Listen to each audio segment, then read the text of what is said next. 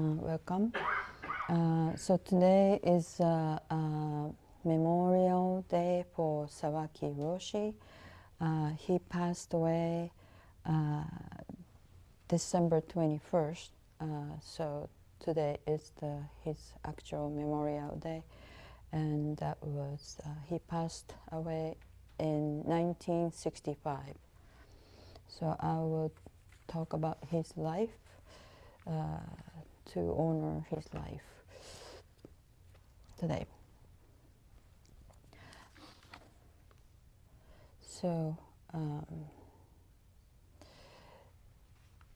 he had a very difficult life, and so he talk about his life as this is like a saying from the words from Lotus Sutra. So you're thrown onto the ground. So you're thrown into the world, or onto the ground, and then with specific unchosen circumstances. Your family, culture, history, language, anything. So without your, the choice. So, and then,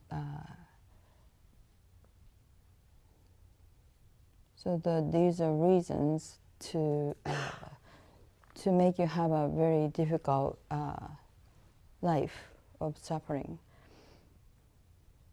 But then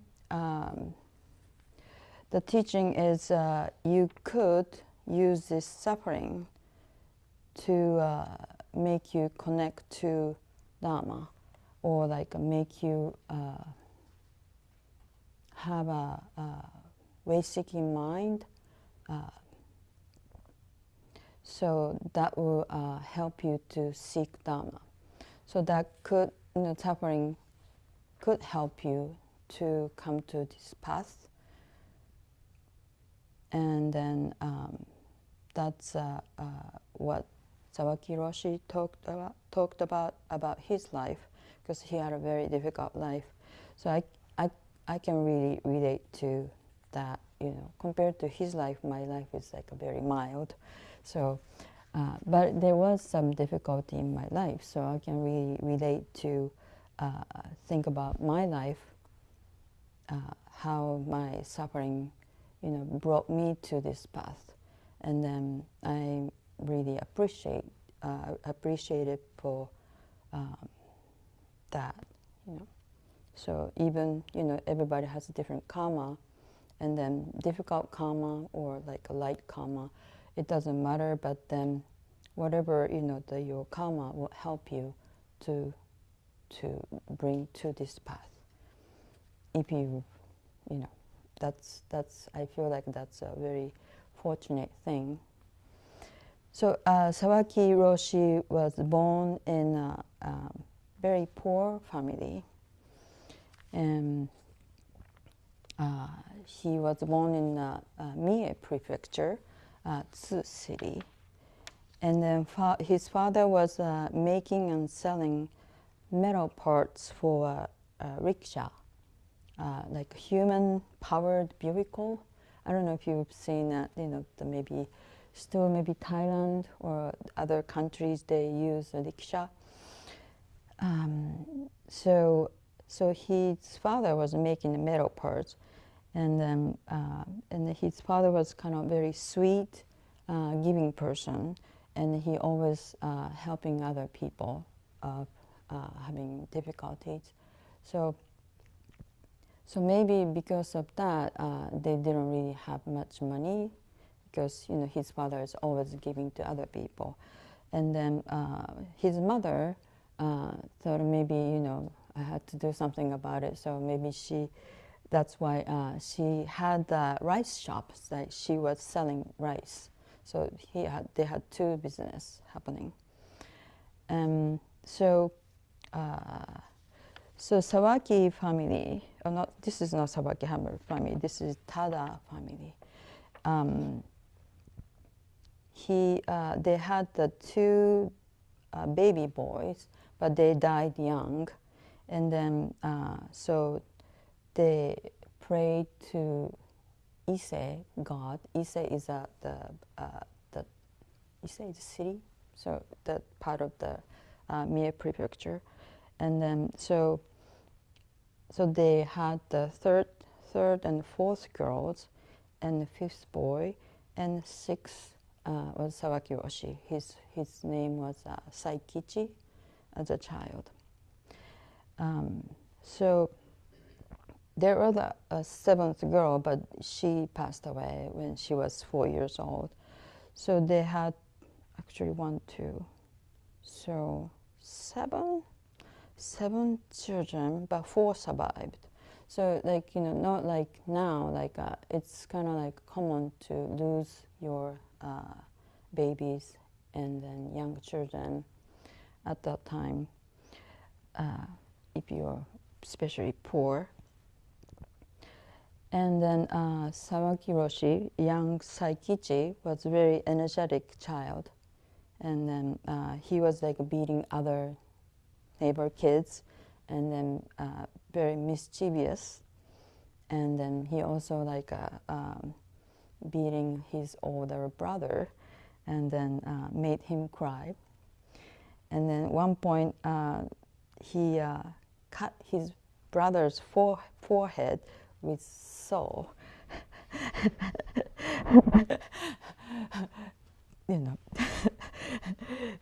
But they got along very well, and they were played together by the ocean every day. And then so he had the happy life until like about 7 years old. And then when he was living in a town, so that town has Kannon Temple. So I don't know if you ever been to Japan. So if there's a temple, sort of big temple, there's like a big bell, and then the size of like a human, like maybe bigger than humans. Like maybe 3 people can be inside the bell. It's a huge bell. So when that bell, rings, the whole town can hear the bells. And then so he grew up in a town like that. So it was like everybody's listening to the bell. And then so the bell is sort of like the hearing this sound of bell is makes you this is reminds you of the impermanence. So even as a child, if you can feel like the bell, deep, really deep sound. So I lived in Japan, but my town was not a temple town, but usually like New Year's Eve, we hear like a deep, the bell like all over the town. Every temple rang the bell at the same time. So I remember that. So I'm kind of like using my imagination to have that kind of bell in a town and hearing them every day. And then the sound of bell rises and then ring a little bit, like a long time, and then slowly disappearing. So that's the everyday life of temple town. So he had this. He was living in the town, and also he was seeing monks from this Kannon temple going to Takuhatsu, begging bowl at the town, and then he was moved by the monks receiving the Takuhatsu and then going back very calmly, dignified, and then so he'd seen that like daily. So when he was 4 years old, his mother passed away for illness. But Saikichi was not sad. He was actually happy to dress up for funeral. He probably didn't really understand death at that time. But 3 years later, his father also died. So he was about 6 years and 8 months old at that time. And older sister is 13, and second older sister is 11, and his older brother is 9 years old. So these are all children. They cannot be independent, and then Saikichi's, the family relatives are all poor. So but they got together. They were caring, very connected family. So even though they don't have, money, they got together and then talked about what we're going to do about these 4 children. So 13 years old older sister, she went to work as a maid.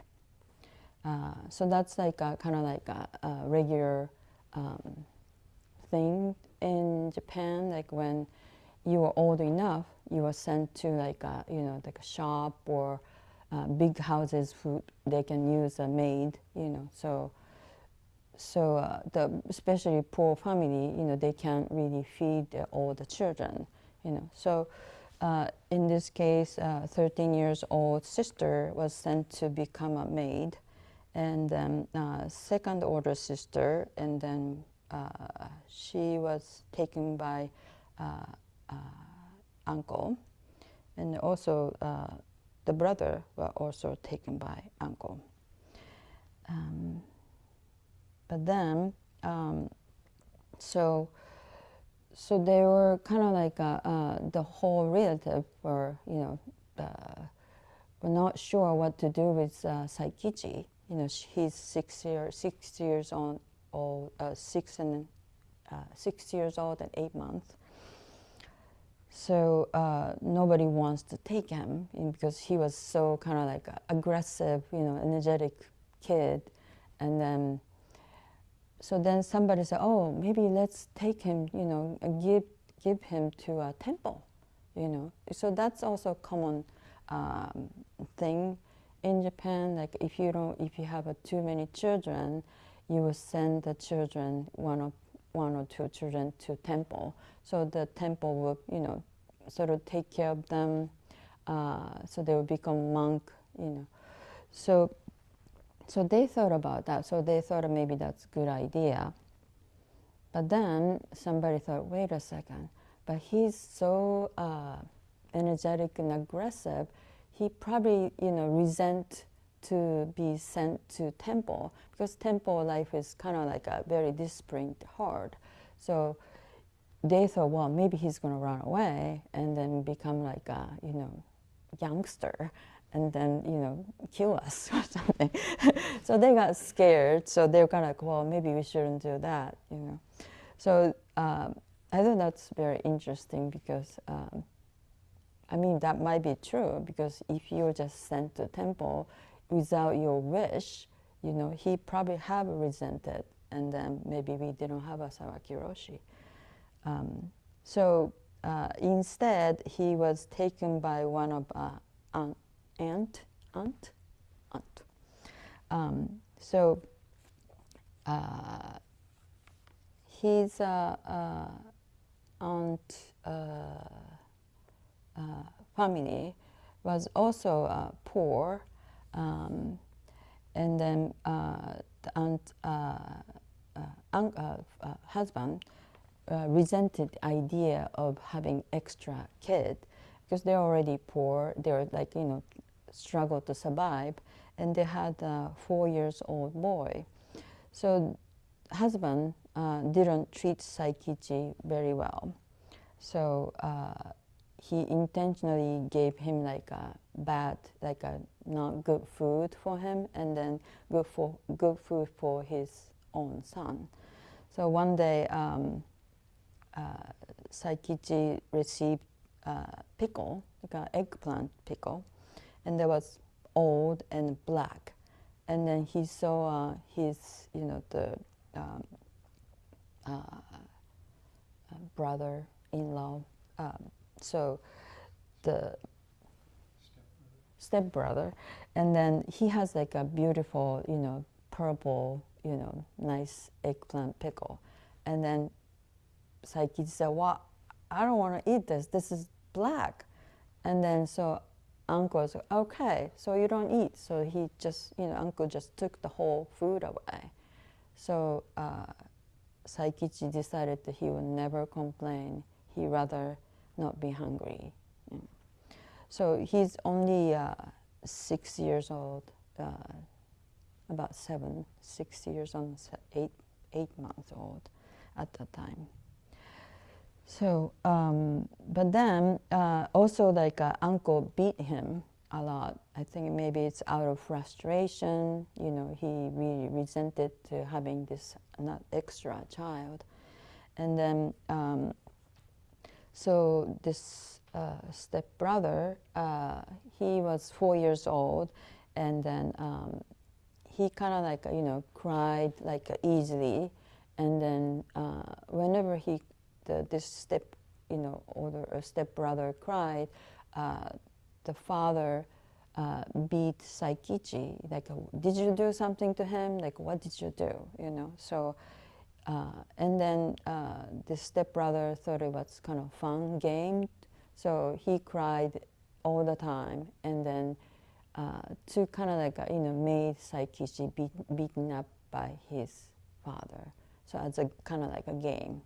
So Saikichi was always, taking care of this 4 years old boy, and then he knows he cries a lot, and then whenever he would take him to outside, and then coming home, and then the stepbrother started crying, and then he begged him to stop crying, because if the father hears that, he will beat Saikichi. And then so he begged him to not cry, and then asked him to beat me. So if you beat me, and then stop crying. So that is his daily life.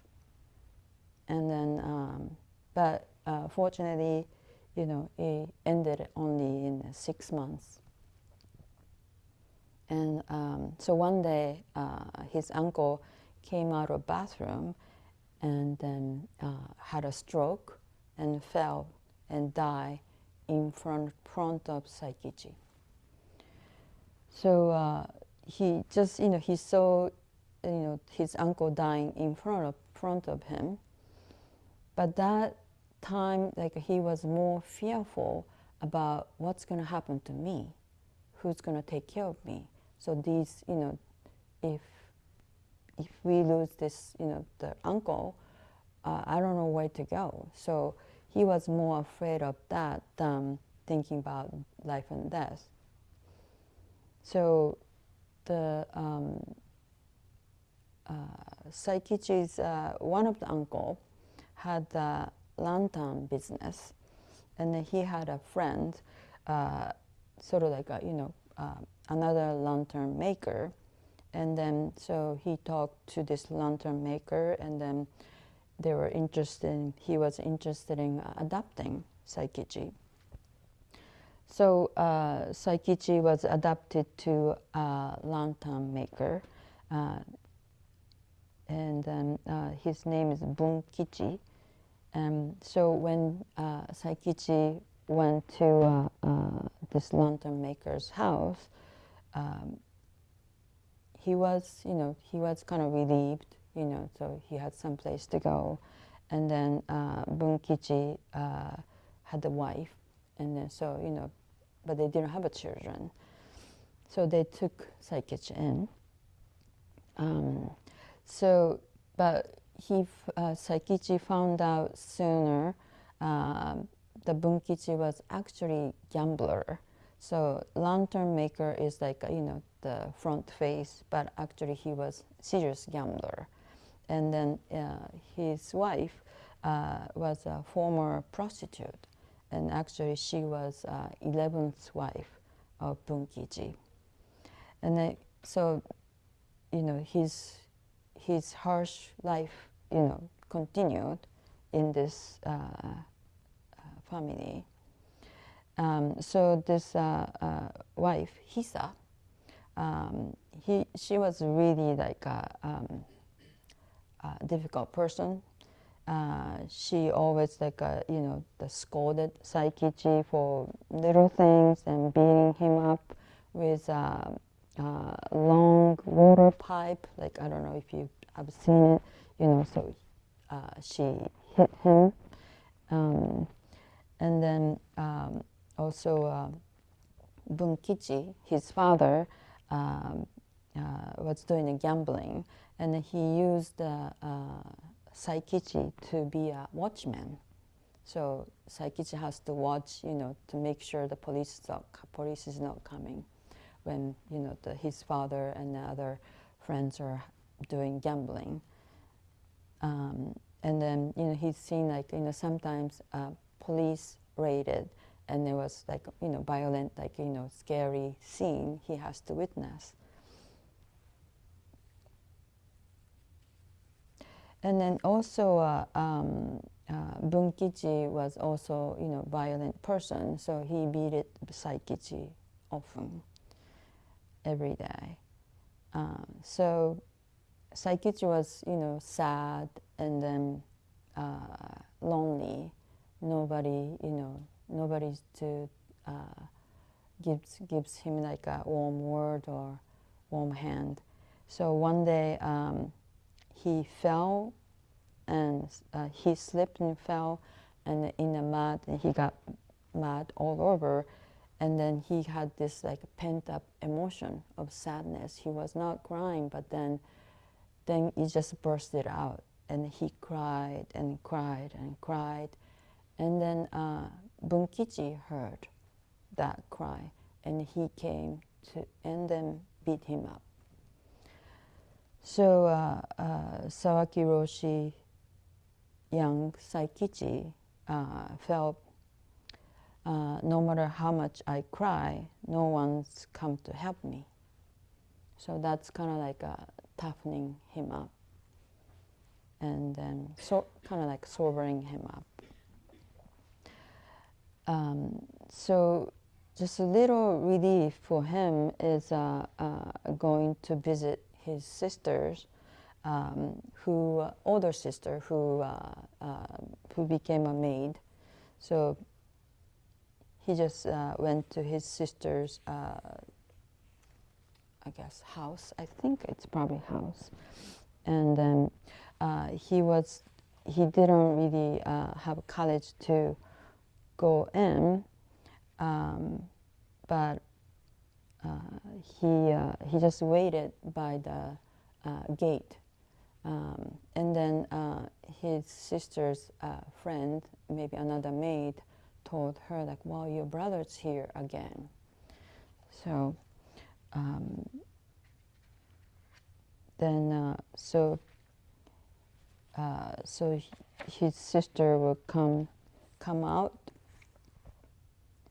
and then just make sure like his sisters also didn't wanna his her the boss to see her, so she was kind of like careful to not being seen, and then come out to the gate, and then so but she has to tell Saikichi, you have to go back to Bunkichi, you have to go home, you have to go back. And then she gave him like a little nisen doka is very just little like like a I don't know 5 cents or something give to him, and then so look at Saikichi's face, and then Saikichi has like tears welled up in his eyes, and then so sister also cried, but you have to go home. So Saikichi eventually went home. So he visited her whenever he can, but because it's that's the only way to feel some relief. So also this town Ishindan has also a big temple. So he was also hearing this big bell in the town. So these big bells, in the town would sort of like a signal for people to go to work or go to temple, or that's their part of their daily life.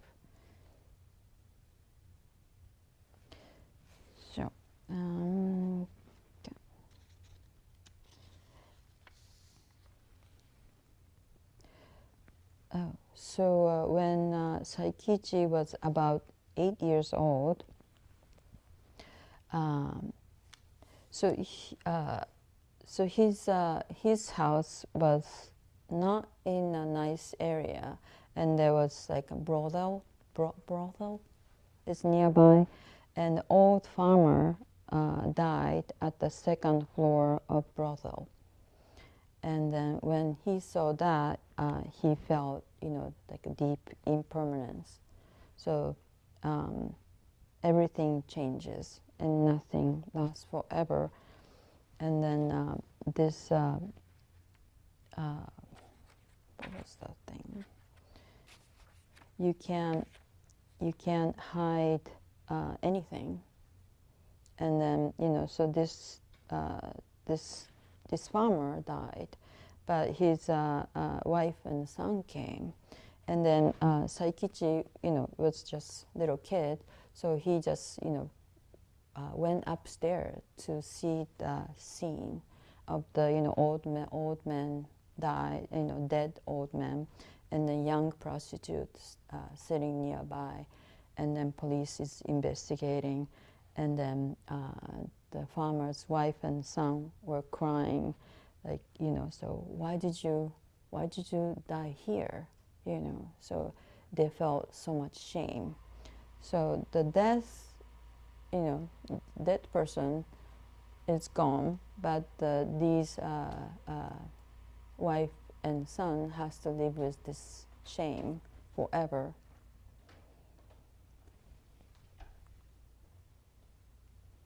So he said this is the first time he felt the life of impermanence. He often talks about this episode.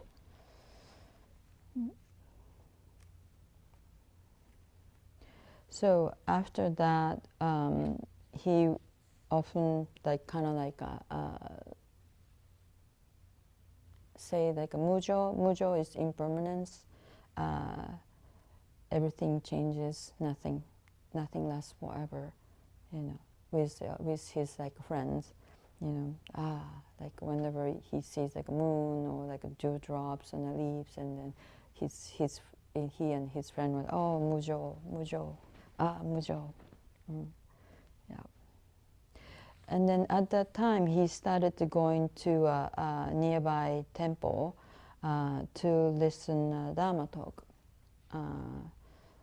This is all also a big temple, but this is a Pure Land Buddhism. So there is another relief for him was this family next door, Morita family.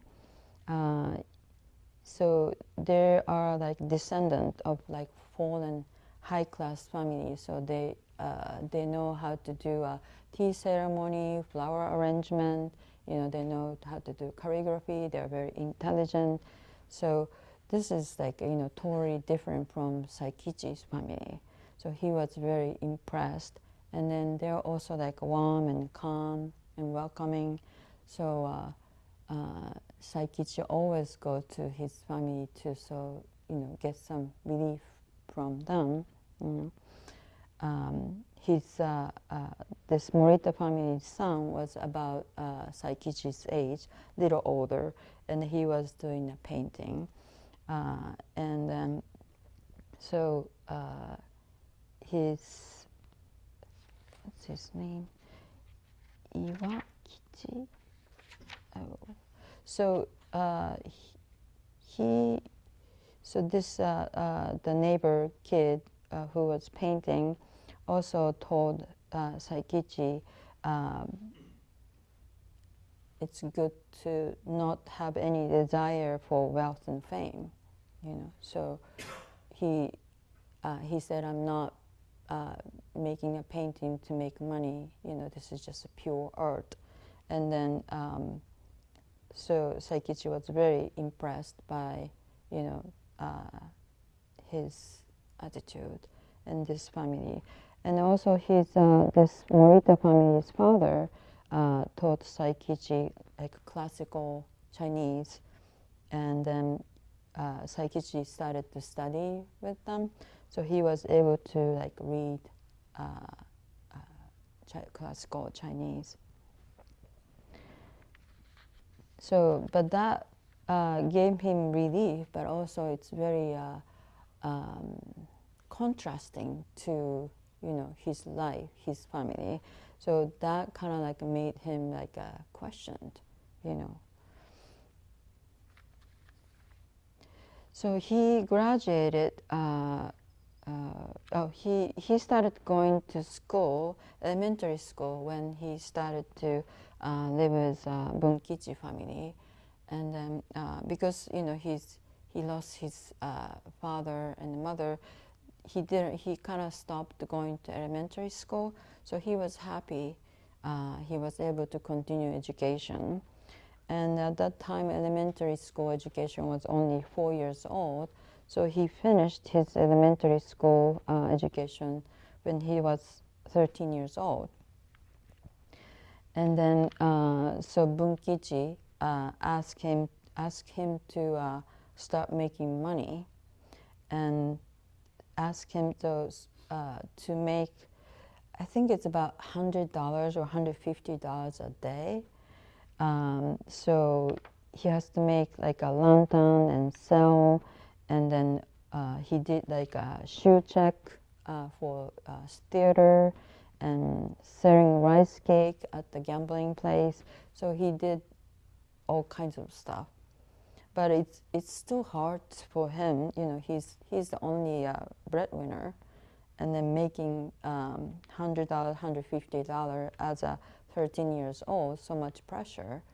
And then so Bunkichi, you know, he's not doing anything, and then Bunkichi's wife is not doing anything. Just, you know, Bunkichi doing gambling, and then wife is just being drinking or playing. So when he was listening to many Dharma talks at the Pure Land Buddhism temple, he heard about story of wizard. In Japan we call it sennin.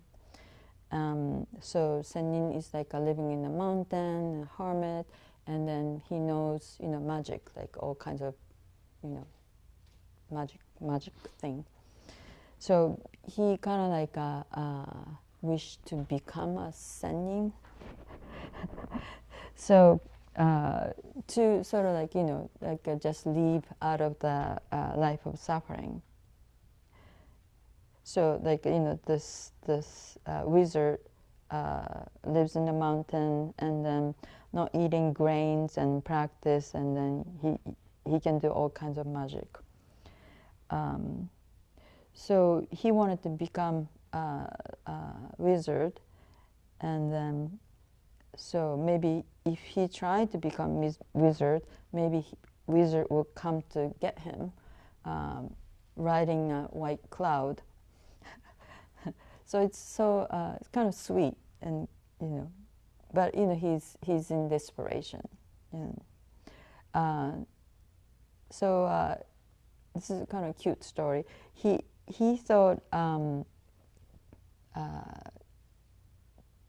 the owner of the bathhouse, who is, he thought maybe he knows how to become a wizard, because he's sitting on a high, chair, because he has to see the customer, so he's on the high chair. So, and then Saikichi thought that he looks kind of intelligent, so maybe he knows. So he asked the bathhouse owner, like, well, do you know, uncle? Do you know how to become a wizard?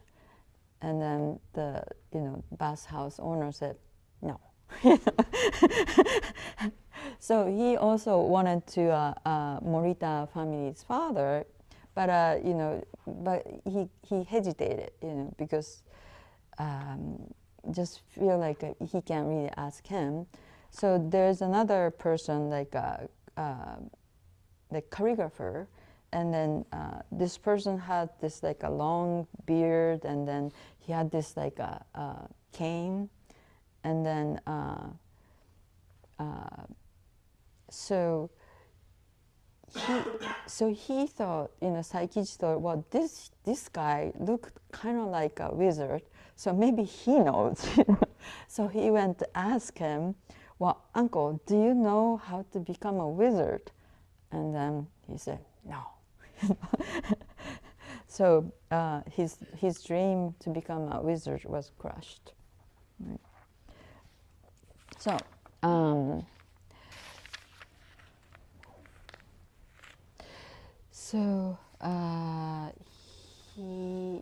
when he became like, so he was still like making money to sort of like feeding this Bunkichi and his wife, and then but it was a very difficult life. And then when he also like witnessed like a 70 like a youngster who were doing like gambling, killing each other, and like so it's like a bloodbath. And then when police came, and they disappeared, and then some of them like run away to the mountain, and then so somebody has to go there to tell them like where they're gonna go, or like how we have to they're like friends and family. So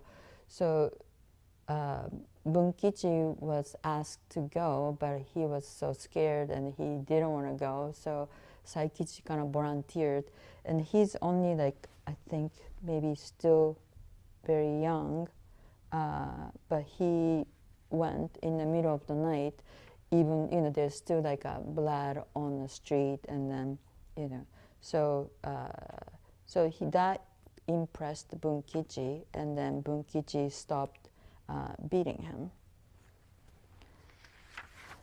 So and then but when he about so he so he was like about 15 years old, and Bunkichi told his Saikichi, if you become 19, you should get married, and then we're gonna retire. So so it's sort of like you're gonna feed us, you're gonna take care of us. So Saikichi was like, oh my God, if that happened, I will never be able to get out. So he was like really seriously, thinking about like leaving. So he was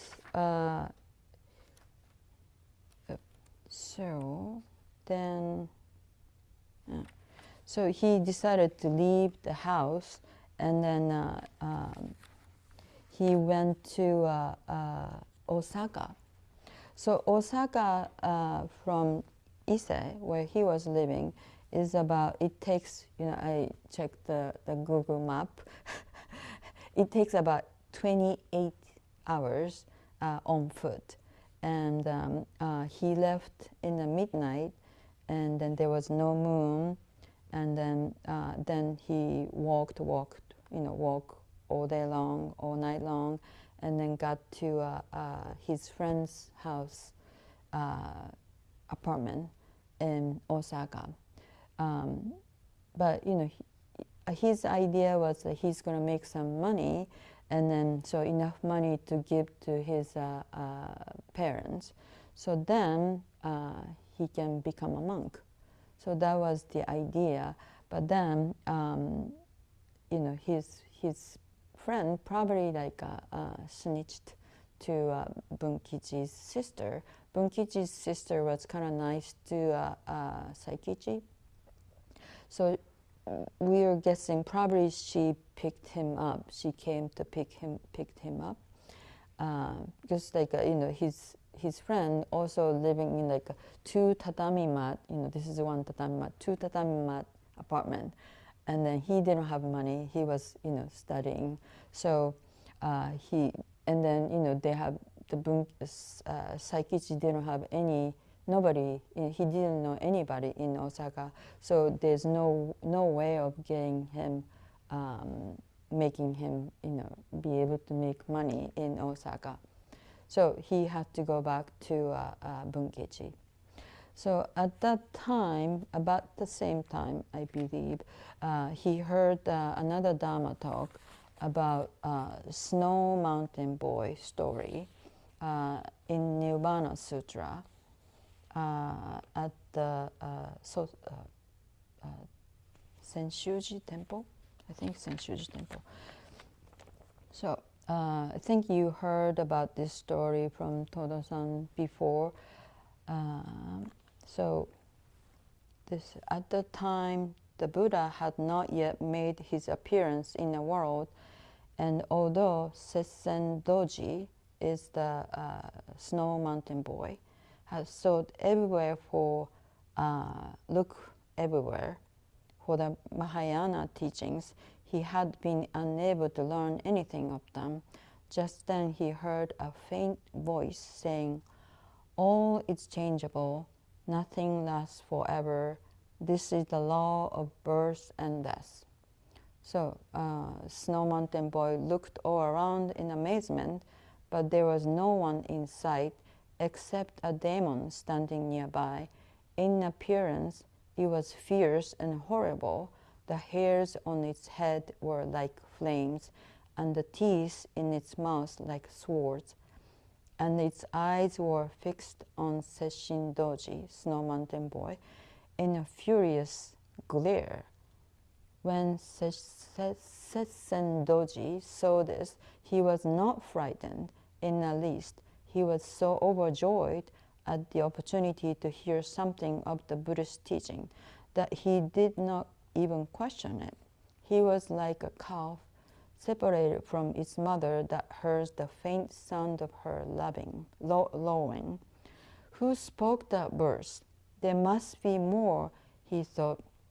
And once more he searched all around, but still there was no one to be seen. He wondered if it could have been the demon who recited the verse.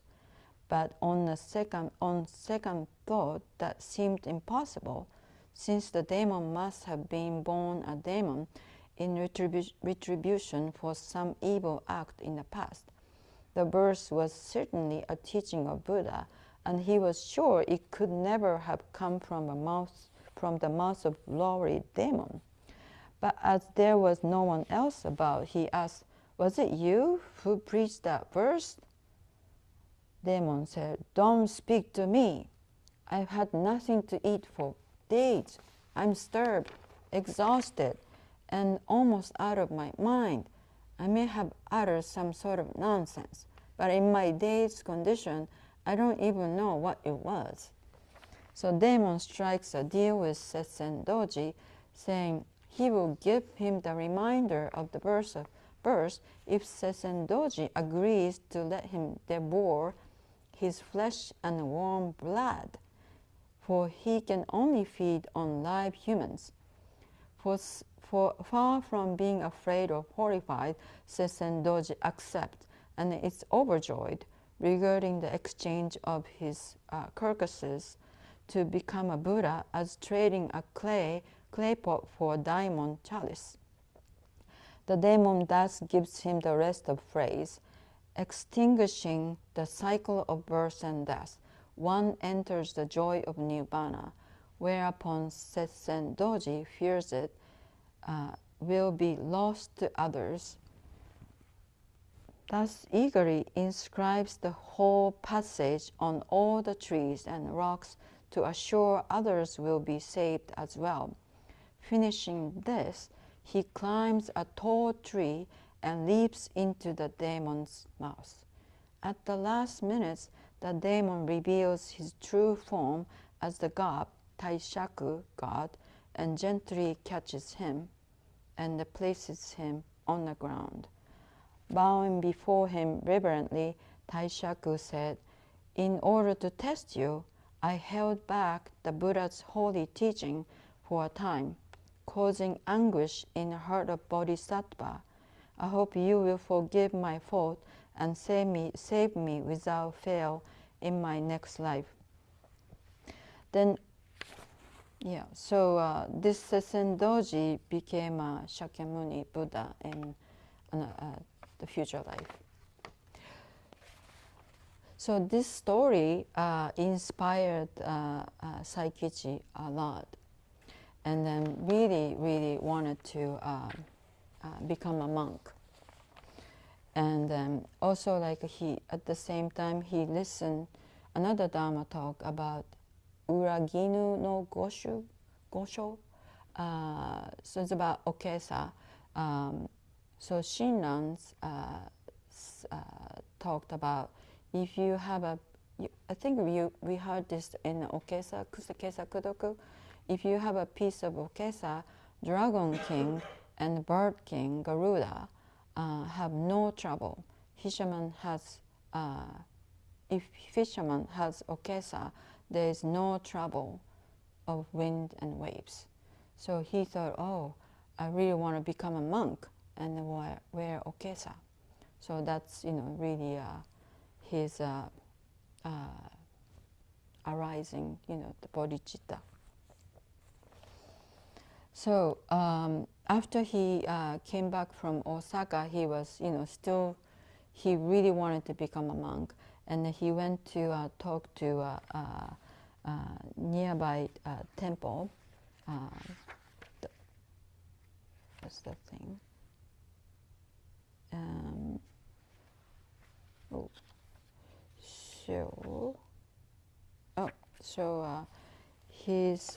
This temple was Busshoji.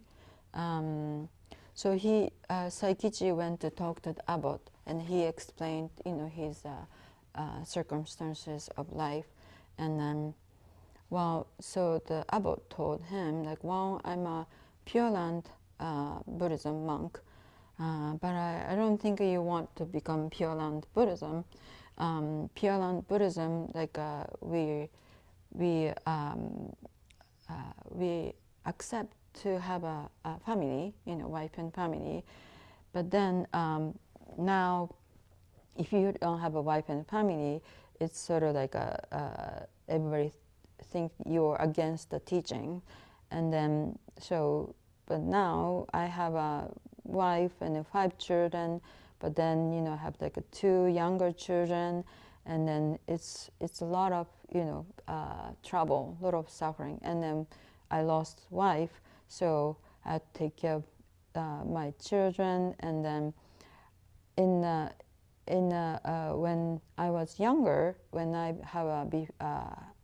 before I get married, I roam around in the world, and then I really wanted to save all beings. But then when I had a child, so my wife and family became the first priority, and the saving world became a second, priority. So I don't recommend you to become a Pure Land Buddhism. So I recommend you to become a Zen priest. So Zen priest doesn't, criticize the monks who doesn't have a wife and family. And then I went to travel, and then I stopped by Eheji before, and that's a big, nice, great Zen temple. You should go there. And then Saikichi was, well, I have to go far away, so I don't want, anybody to catch me again. So yes, go to Eheji. I don't know they're gonna take you or not, but you should try. It's a big temple, they might take you. So he checked the route to go to Eheji, and then he just,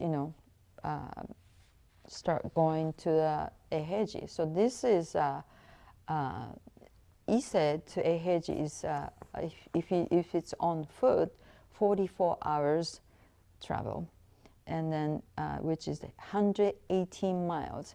And he is 16 years old and no money, but it was, he left at the night, and it was June. And then first night he stayed at the temple that the Pure Land Buddhist abbot temple. He told him to go to Eheji. So the abbot gave him rice and some money, and then he next day he crossed the river, and then paying the fee from the abbot, and then bought postcards to wrote to adopted fathers and sister, his own sisters and brothers and relatives, about running away to become a monk, but he didn't tell them where he is going. But he said, no worries, I'm becoming monk. And then he bought some lima beans, roasted lima beans, and then he's used up all the money. And then so he was chewing raw rice and then chewing the roasted lima beans, and walked and walked and walked. And 10 p.m. He slept in a little jizo hall, just small, like a little jizo hut. And then he was not sleeping for 2 days. He was so tired, and he fell in deep sleep, and then woke up feeling some water pouring onto his head in the middle of the night. But he realized that was a bathroom. And then so the guy, who was peeing on him, told him to go to Jizo Hall. So he went to Jizo Hall and slept. But then another person came, and the person thought Saikichi was a raccoon, and then he was ready to strike him with like a metal rod, and but he survived. And then next day, he prayed to Jizo, and then asked Jizo, please make me a monk. And then he arrived at the Fukui Prefecture and Eheji at the midnight. Oh, so I probably won't be finished his life, basically. But this is, possibly part 1. Yeah. So, okay. So he arrived at Eheji in the midnight, and then so this he met the monks at Eheji. And then, but they told him to go home. Oh, no, go home. You can't ask us to, to make you a monk. No, you're crazy. Go home. And then, but Saikichi told them, I'm so tired. I can't move. I'm just let him die. I'm exhausted. And seriously. Because he wanted to become a snow mountain boy. He doesn't care. I'm just gonna die here. So the Eheji temple monk told him, like, we'll give you a porridge, just go home, eat porridge and go home. So no, I don't want to eat it. Just if you want me to go back, I'm not going to eat it. And then, so he didn't eat almost anything for 2 days and 2 nights. And then Shisui is sort of like work leader. He came up and then kind of like felt, bad for him, and take him to a kitchen and gave him porridge. And so they, letting him work as a temple worker. So, and then the Tenzo, the head of the kitchen, was impressed by how diligent, hard worker he is, and then he took Saikichi into a kitchen to work. So he was so happy to be a Eiheiji worker, but then he cannot be ordained at Eiheiji. They told him, you have to become ordained somewhere else, then come back to ordain at Eiheiji. So the monk at the Eiheiji told him, he's from Kyushu, Amakusa. It's like a far away island in Kyushu. So he recommended to go to his temple. My teacher will probably, make you a priest. You should go there. So Saikichi listened, and then he decided to go to Kyushu, which is like really, really far away. I think it's more than San Francisco to Los Angeles distance. But anyway, so he decided to go. But first, when he started to go, that was the beginning of January, at the end of January, and he was 17 years old. He was walking on snow with barefoot and injuring foot and frostbites, and then lice all over him. And then he kind of like he knew he can't finish this trip. So he went to his sister's house and then to recover. So that trip was 41 hours and 111 miles. That's Ise to Iga. So his sister, who was the maid, now he became a wife of fisherman. So their couple told him to stay and become fisherman, but Saikichi was said, no, I'm becoming monk. So when he recovers from frostbite and lice, he started to going to Kyushu again. So this time to Kyushu, 144 miles, 147 hours. He started to, in probably about like a very end of January or beginning of February. And then,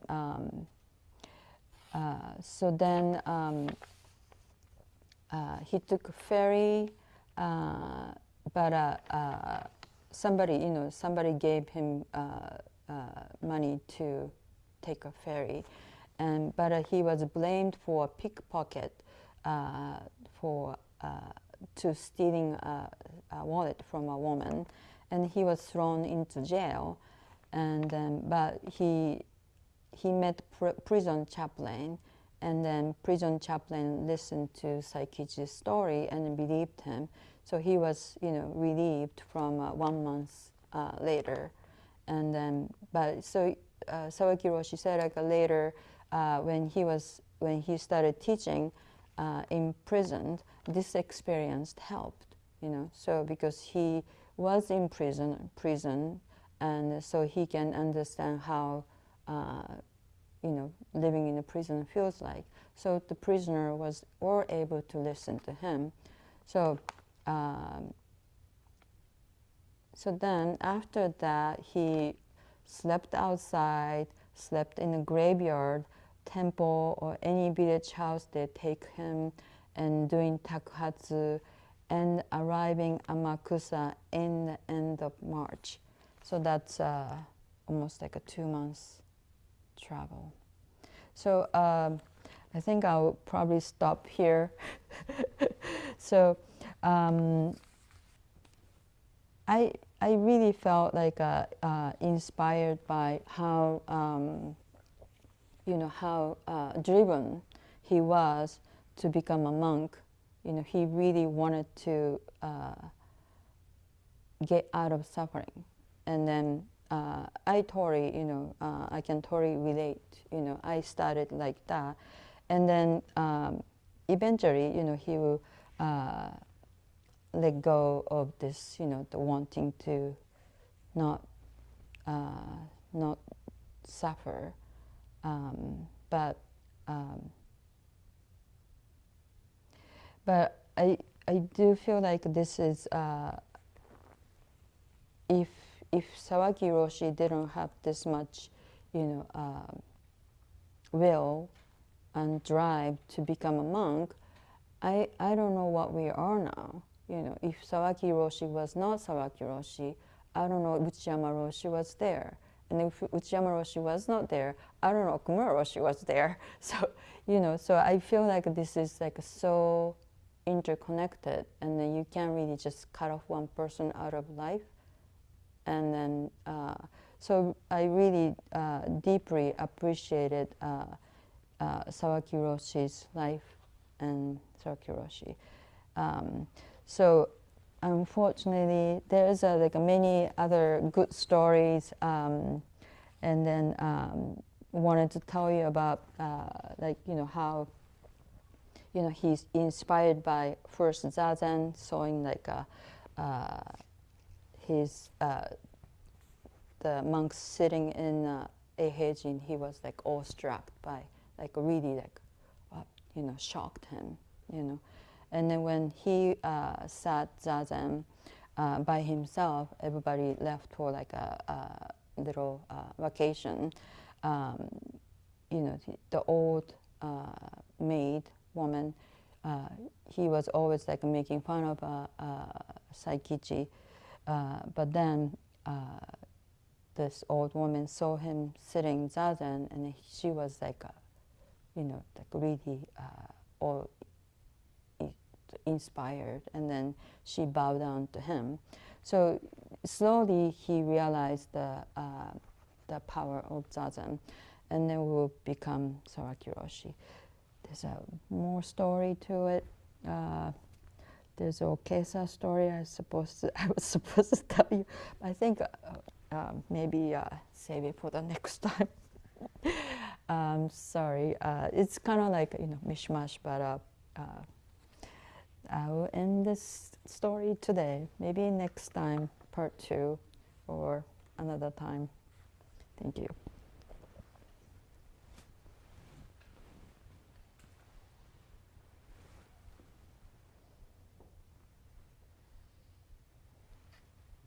So if you have any question or the comment, I'll accept.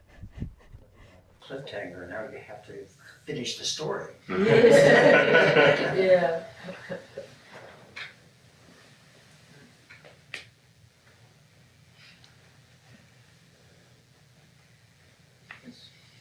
One thing I'm kind of curious about is, and was kind of intrigued by, that he was, as a young boy, he had this idea of becoming a wizard as a kind of, a magical escape from such a hard situation. And I'm kind of interested in the way that that connects with his devotion to the Okesa, because the Okesa almost, it has stories around it anyway that are almost like this kind of magical object.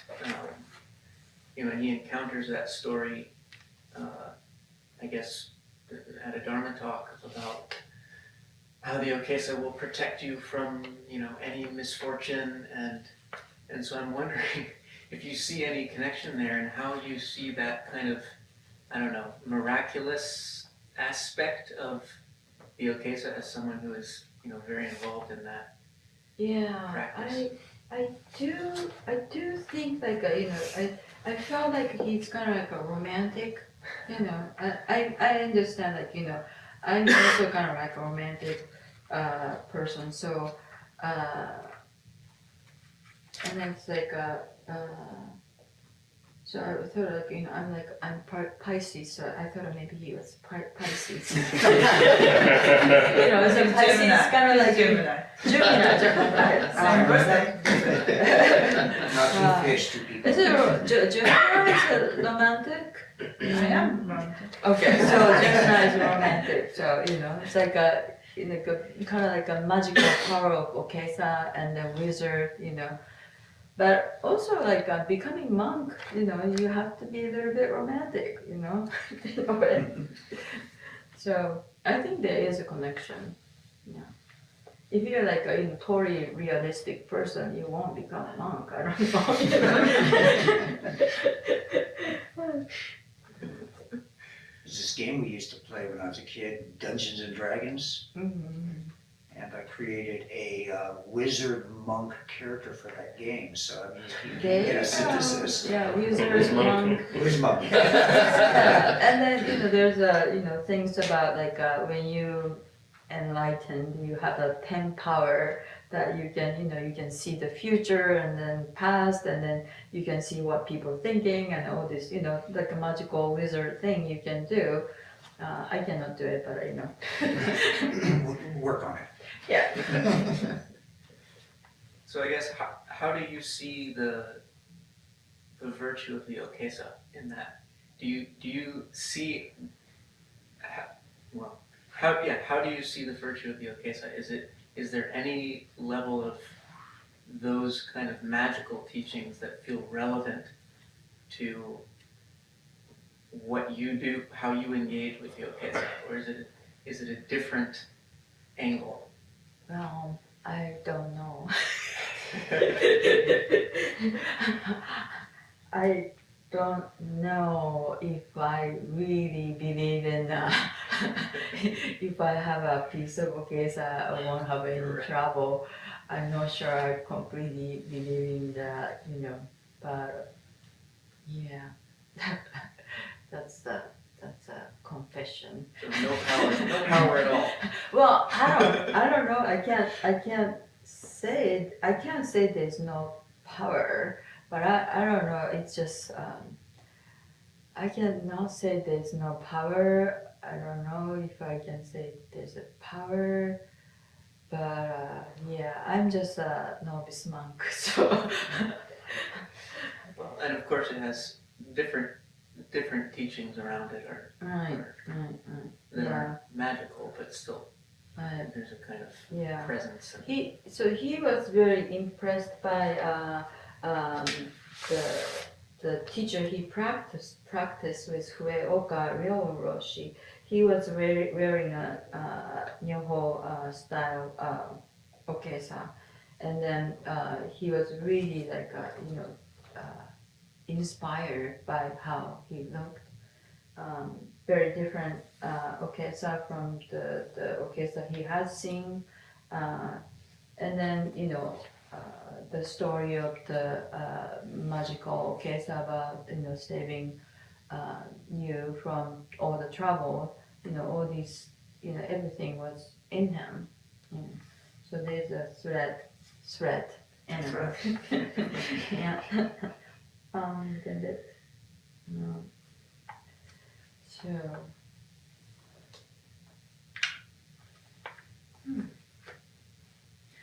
I felt very moved by the Snow Mountain Boy story, and for some reason, when y'all were talking about the piece of Okesa, protecting you from these very sort of practical, worldly seeming harms.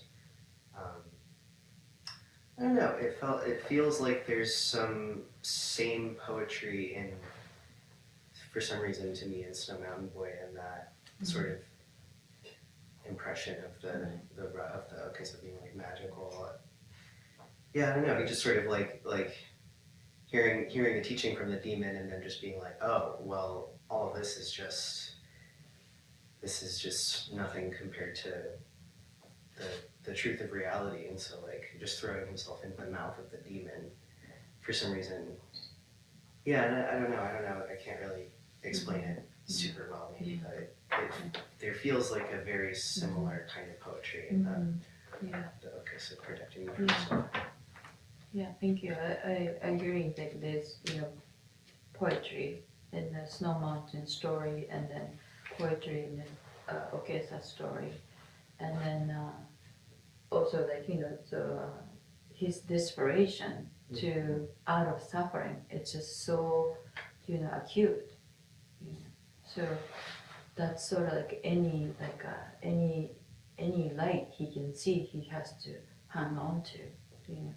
And he was very young boy, so I can relate to how he was really moved by this story, and then Okesa story, and then really wanted to become a monk.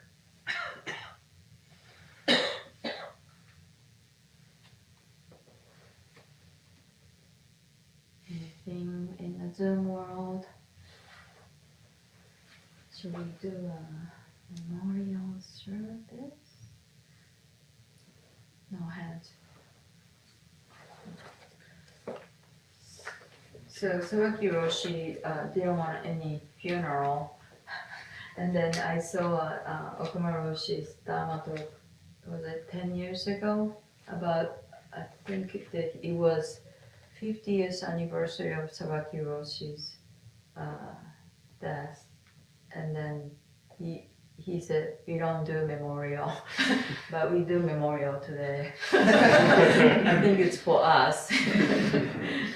I do want to, remember him, and I do want to appreciate him. So it's for us. So forgive us.